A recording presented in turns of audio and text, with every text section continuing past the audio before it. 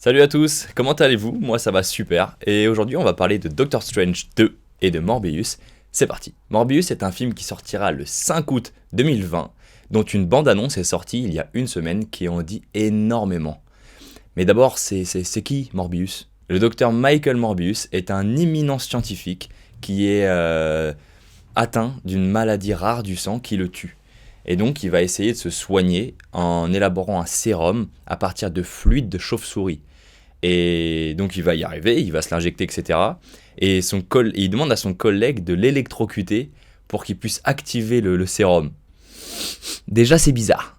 Évidemment ça se passe pas comme prévu. Le gars se transforme en vampire et est assoiffé de sang. Donc il essaye même de tuer son collègue qui vient de l'électrocuter. Mais il garde toujours quand même un esprit humain. Il y a même Martine qui essaye de l'aider. Or Morbius va la transformer en vampire et elle deviendra une méchante. Donc probablement l'antagonisme du film, à supposer que le vampire est le héros quoi. Au final, Morbius est tiraillé par son esprit humain et sa soif de sang. Alors qu'à la base, Morbius est un méchant de l'univers de Spider-Man.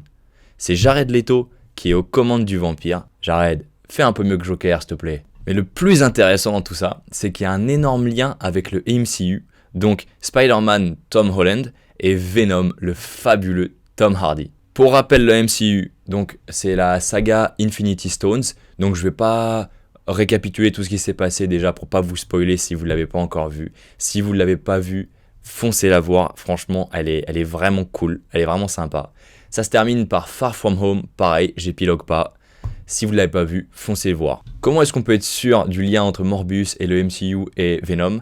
Bah déjà, c'est clairement énoncé quand ils disent au début de la bande-annonce que c'est le même studio qui a produit et Spider-Man et Venom. Donc bon, c'est évident. Ensuite, on voit apparaître dans le trailer Michael Keaton qui joue le vautour dans Spider-Man Homecoming, le super vilain du film. Et d'ailleurs, le vautour porte les vêtements de détenu comme dans la scène de post-credit à la fin de Spider-Man Homecoming. Tu sais, le moment où le vautour rencontre le scorpion, deux méchants de l'univers de Spider-Man. Ça fait quand même beaucoup de méchants de Spider-Man qui se rencontrent, tu crois pas? Est-ce qu'on n'a pas là affaire à une team de super vilains du MCU? Pourquoi pas? Eh ben en fait c'est grave possible, parce qu'il existe une team, un gang dans le Spider-Universe qui s'appelle les Sinister Six, qui comprend notamment Dr. Octopus, le vautour, Shocker, qui a été teasé dans Homecoming, Mysterio, le principal méchant de Far From Home, et évidemment Venom.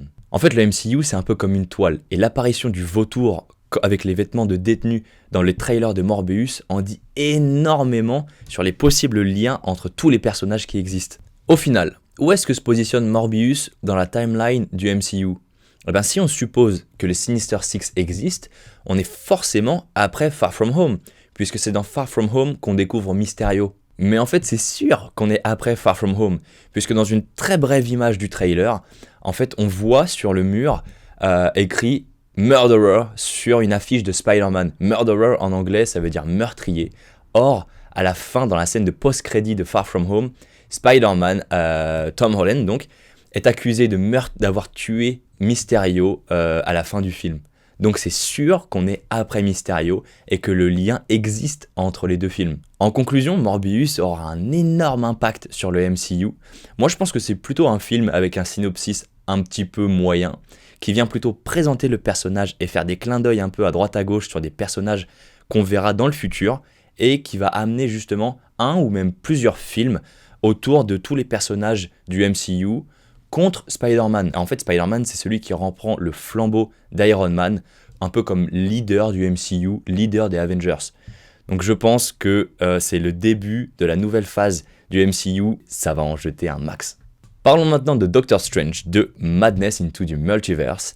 Pour ceux qui n'ont pas vu le premier, ne vous inquiétez pas, je ne vous spoil pas, foncez voir le film. Le synopsis de Doctor Strange 2 a été dévoilé sur internet.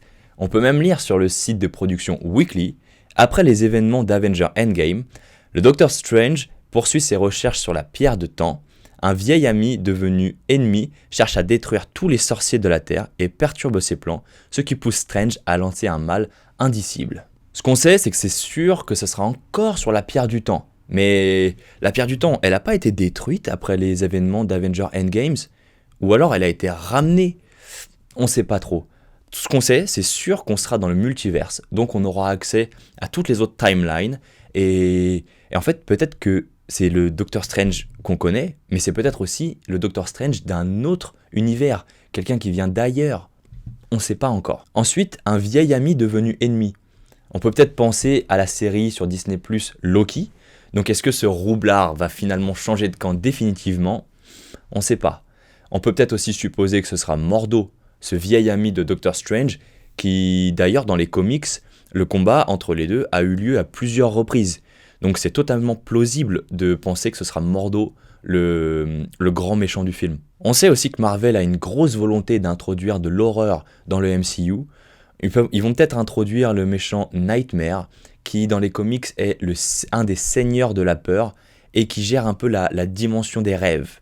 Tu vois, Doctor Strange 2, Madness of the Multiverse, dimension du rêve, ça colle. Tu vois, il est très probable qu'ils l'introduisent aussi. On sait pas. Kevin Feige, le boss du MCU, a aussi teasé l'arrivée de la sorcière rouge dans le film Doctor Strange 2. Mais quel sera son rôle, quelle sera sa place dans le synopsis du film? On ne sait pas encore. Quoi qu'il en soit, il est encore trop tôt pour avoir réponse à toutes ces questions. Tout ce que nous savons, c'est que la hype monte doucement et que le premier film d'horreur du MCU sortira le 5 mai 2021. Moi, j'ai hâte.